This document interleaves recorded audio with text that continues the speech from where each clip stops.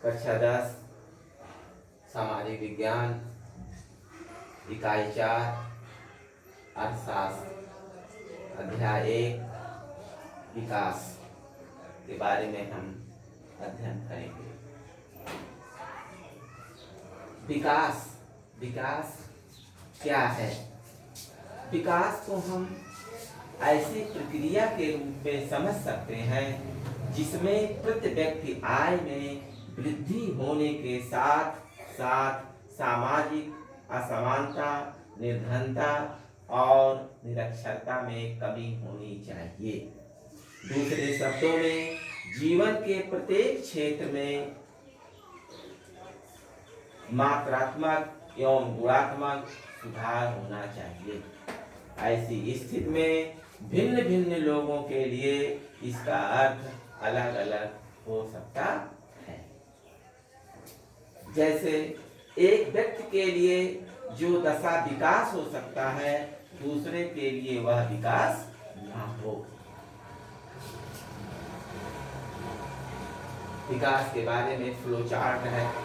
विश्व में मानव रिपोर्ट के मापदंड, यानी संसार में विश्व में मानव के बारे में जो रिपोर्ट मापदंड बनाया गया है उसको 2 भागों में बांटा गया है।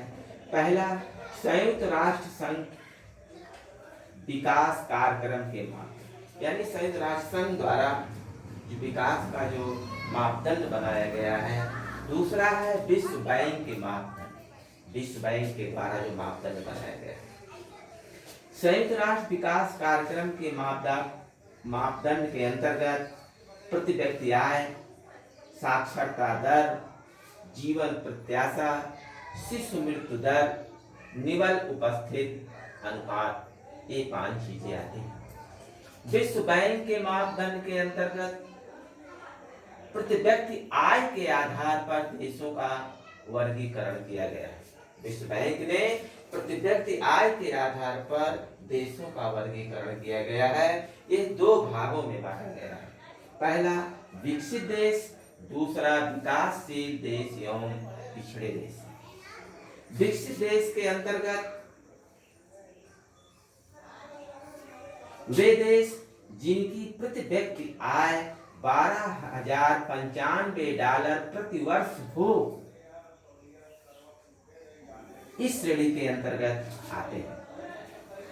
जैसे America, Japan, Britain, France, Germany, Italy आदि विकसित देश।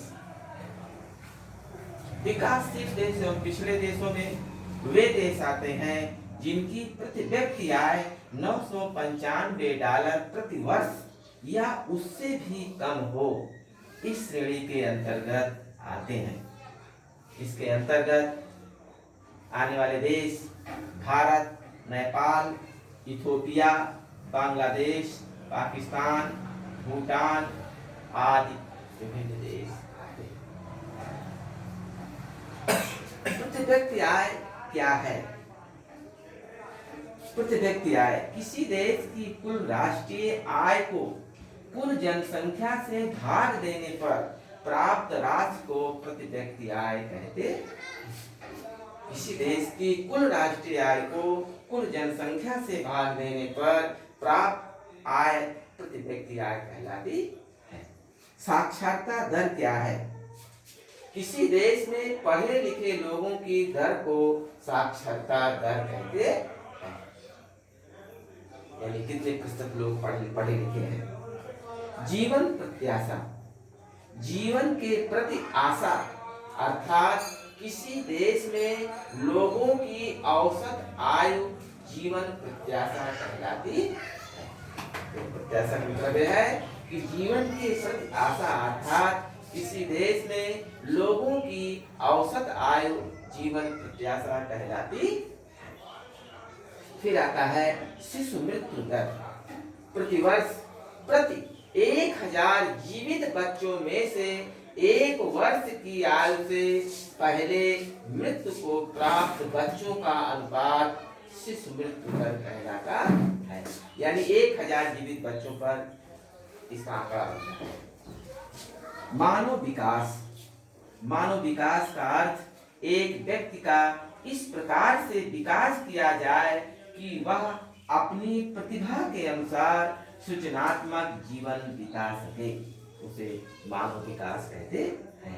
यानी एक व्यक्ति का इस प्रकार से विकास किया जाए कि वह अपनी प्रतिभा के अनुसार सृजनात्मक जीवन बिता सके। राष्ट्रीय आय एक लेखा वर्ष में देश के अंदर सभी आर्थिक क्रियाओं से प्राप्त आय में जब विदेशों से प्राप्त आय को जोड़ते हैं तो उसे राष्ट्रीय आय कहते हैं। राष्ट्रीय आय का मतलब यह है एक लेखा वर्ष में यानी एक वर्ष में देश के अंदर जितनी भी विभिन्न क्रियाओं द्वारा जो धन इकट्ठा किया जाता है और विदेशों से जो धन प्राप्त होता है उन सबको जोड़ने पर राष्ट्रीय आय प्राप्त होती है।